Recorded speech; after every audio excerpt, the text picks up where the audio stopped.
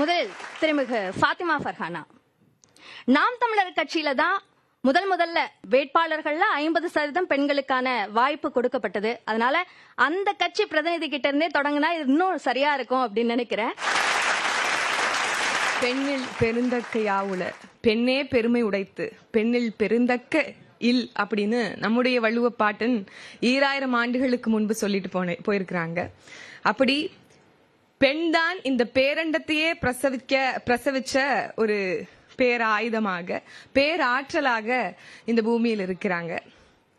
ஆனால் பெண்களுக்கென்று தனியாக ஒரு தினத்தை, மகளிர் தினத்தை ரொம்ப சிறப்பாக கொண்டாடணும் அப்படிங்கிற இந்த சூழலை நான் பெருசா விரும்பல. டு பி வெரி ஆனஸ்ட், ஒரு காலம் வரணும், ஒரு சூழல் வரணும், இப்படி பிரத்யேகமாக ஆண்கள் தினம் கொண்டாடப்படும் மாதிரியான ஒரு சூழல் ஏற்படணும். அப்போது நம்ம அதெல்லாம் பார்த்து கைத்தட்டி சிரிக்கணும் அப்படிங்கிறது தான் என்னுடைய விருப்பமும் கூட. இன்னைக்கு பெண்கள் தான் இந்த பேரண்டத்தையே பிரசவிக்கிறாங்க அப்படிங்கும் போது, பெண்கள் தான் அவங்களுடைய கர்ப்பப்பையிலிருந்து இந்த ஒட்டுமொத்த சமூகத்துக்கான விடுதலையும் கொடுக்கறாங்கன்னு இருக்கும் போதும் கூட பெண் விடுதலை பற்றி பேச வேண்டிய ஒரு நிலை நமக்கு இன்னைக்கும் இருக்குன்னு நினைக்கும் போது கொஞ்சம் கவலைதான்.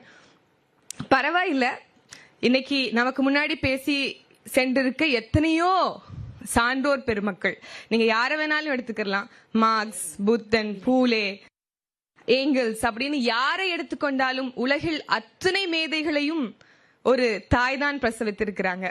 ஒரு சீன பொன்மொழி இருக்கு, நீங்க 1000 பேர் சேர்ந்து ஒரு வீடை கட்டலாம், 100 பேர் சேர்ந்து ஒரு வீடை கட்டலாம், ஆனால் அந்த வீடை வீடாக்கணும் அப்படின்னா ஒரு பெண் தான் இருக்கணும் அப்படின்னு சொல்றாங்க. ஒரு வீட்டையே வீடாக்கணும்னா ஒரு பெண் தான் தேவை என்றால் ஒரு நாட்டு